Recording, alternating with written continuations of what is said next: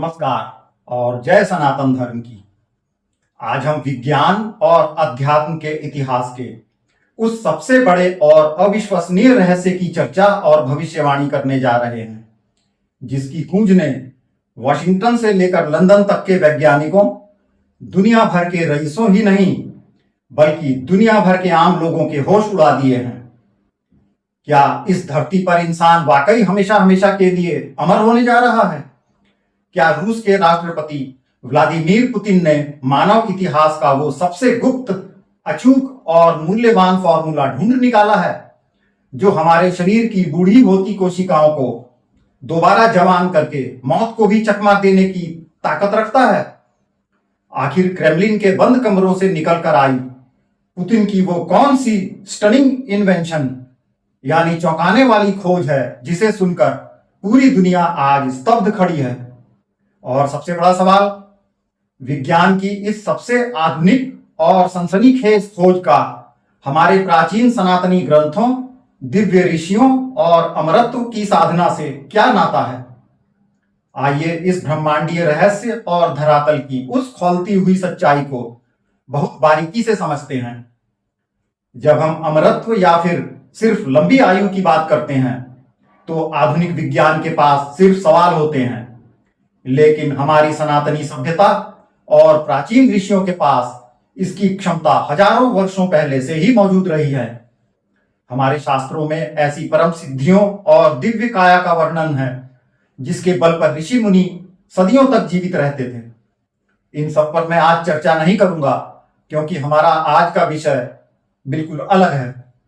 सिर्फ इतना ही कहूंगा कि इसका सबसे ताजा, प्रामाणिक और साक्षात उदाहरण रहे हैं देवराहा बाबा, जिनके बारे में पूरे भारत और विश्व के लोग साक्षात गवाह हैं कि कई पीढ़ियों से लोग उन्हें एक ही दिव्य स्वरूप में देखते आ रहे थे, और उनकी आयु कोई 600 वर्ष तो कोई 700 वर्ष से भी अधिक बताता है। सनातनी चेतना का यही अमरत्व का सिद्धांत अब आधुनिक युग में भौतिक विज्ञान के माध्यम से साकार होने की कगार पर पहुंच चुका है, क्योंकि क्रेमलिन आधारित वैज्ञानिकों ने $26 बिलियन यानी करीब 2.25 लाख करोड़ रुपए के एक महाबजट के साथ न्यू हेल्थ प्रिजर्वेशन टेक्नोलॉजीज नाम के एक गुप्त प्रोजेक्ट का शंखनाद किया है। पुतिन के इस इमॉर्टैलिटी प्रोजेक्ट के जो पहलू सामने आए हैं वे आम इंसानों की कल्पना तक से कोसों दूर हैं। इसके तहत रूसी वैज्ञानिक ऐसी जीन थेरेपी और पेप्टाइड्स पर काम कर रहे हैं जो इंसानी शरीर के भीतर बूढ़ी होती कोशिकाओं के डीएनए को रीसेट करके उम्र बढ़ाने की प्रक्रिया को पूरी तरह थाम देंगी। लेकिन इस महाप्रोजेक्ट का जो सबसे व्यावहारिक और दिलचस्प पहलू है उसे 3D बायोप्रिंटिंग और लैब ग्रोन ऑर्गेन्स कहा जाता है। यानी अगर भविष्य में किसी व्यक्ति का दिल, किडनी, लिवर या कोई भी मुख्य अंग खराब या फेल हो जाता है तो वैज्ञानिक कंप्यूटर के जरिए उसी के सेल्स यानी कोशिकाओं से बिल्कुल स्वस्थ और नया अंग 3D प्रिंटर के माध्यम से हूबहू बिल्कुल वैसा ही तैयार कर देंगे और उसे शरीर में रिप्लेस कर दिया जाएगा, जिससे मौत की संभावना हमेशा के लिए टल जाएगी।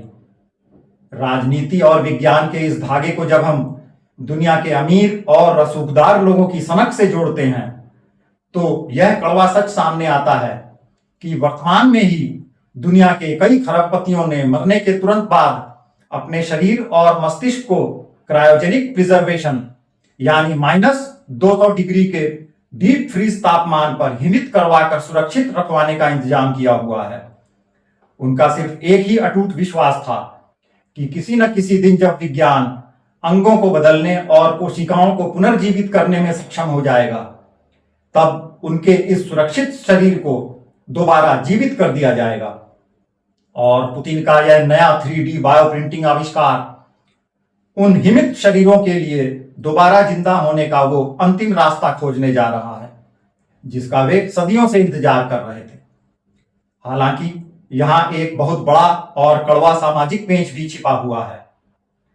शुरुआती दौर में पूरी तरह आविष्कृत हो जाने के बाद भी अमरत्व का यह फार्मूला सिर्फ और सिर्फ दुनिया के गिने चुने खरबपतियों और शक्तिशाली शासकों की मुट्ठी में ही रहेगा, जबकि आम जनता और गरीब लोगों तक इस तकनीक को पहुंचने में कई सदियां या पीढ़ियां लग सकती हैं, जो दुनिया में अमीर और गरीब के बीच एक ऐसा भयानक वैचारिक और भौतिक अंतर पैदा कर देगा जिसकी कल्पना भी खौफनाक है।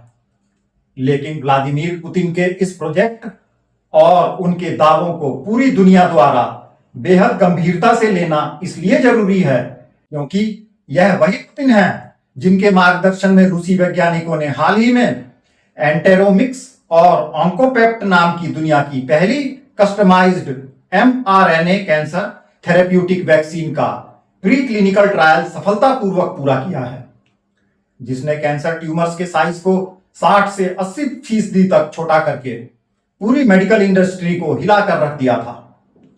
जब रूस कैंसर जैसी लाइलाज बीमारी के खिलाफ इतनी बड़ी फतह हासिल कर सकता है, तो पुतिन का यह अमरत्व प्रोजेक्ट सिर्फ कोई परिकल्पना या साइंस फिक्शन नहीं समझा जा सकता, बल्कि मिल रहे संकेतों के हिसाब से तो 2027 और 2030 के बीच की वो आने वाली हकीकत है जो पूरी मानव जाति का भविष्य बदल कर रख देगी। पश्चिम के थिंक टैंक्स भले ही इसे पुतिन द्वारा अपनी सत्ता को अनंत काल तक बनाए रखने की कोशिश कह रहे हों, लेकिन सनातनी नजरिए से यह भौतिक विज्ञान द्वारा हमारे प्राचीन ऋषियों के उस सनातन सत्य को स्वीकार करना है कि यह शरीर अमर हो सकता है, बशर्ते आपके पास उसकी चेतना और सही तकनीक मौजूद हो। वैसे सिर्फ रूस ही नहीं, अमेरिका में भी Jeff Bezos, Peter Thiel, Sam Altman और कई टेक अरबपति एंटी एजिंग रिसर्च में अरबों डॉलर निवेश कर रहे हैं। यानी अमरत्व की यह दौड़ अब किसी एक देश की नहीं, बल्कि पूरी मानव सभ्यता की सबसे बड़ी प्रतिस्पर्धा बनती जा रही है। लेकिन जरा कल्पना कीजिए, भविष्य में इंसान जब सचमुच 120 या 150 अथवा 200 वर्ष तक जीने लगेगा, तो दुनिया का सामाजिक ढांचा कैसा होगा? क्या राष्ट्रपति, प्रधानमंत्री, अरबपति और तानाशाह सदियों तक सत्ता पर कब्जा बनाए रखेंगे? क्या नौकरियां नई पीढ़ियों तक पहुंच ही नहीं पाएंगी? क्या अमरत्व का यह विज्ञान इंसान को नई आजादी देगा या फिर एक नई गुलामी पैदा कर देगा? यही वह प्रश्न है जिसने आज पूरी दुनिया के दार्शनिकों और रणनीतिकारों को बेचैन कर दिया है। वैसे मानव सभ्यता के इतिहास की इस सबसे बड़ी और बहुमूल्य खोज के बारे में आपकी अपनी खुद की क्या भविष्यवाणी और एनालिसिस है? क्या आपको भी लगता है कि पुतिन का यह अमरत्व प्रोजेक्ट देवराहा बाबा और हमारे प्राचीन ऋषियों, तपस्वियों की लंबी आयु के वैज्ञानिक रहस्य को साबित करता है? क्या इंसानी अंगों को 3D प्रिंट करके अमर होने की यह तकनीक सिर्फ अमीरों की बपौती बनकर नहीं रह जाएगी, या फिर इसका लाभ आम इंसान को भी मिल सकेगा? अथवा आप मानते हैं कि मौत पर विजय पाने की विज्ञान की यह जिद प्रकृति के नियमों के खिलाफ एक नया संकट खड़ा कर देगी? जरूर बताइएगा। जय हिंद, जय सनातन धर्म की।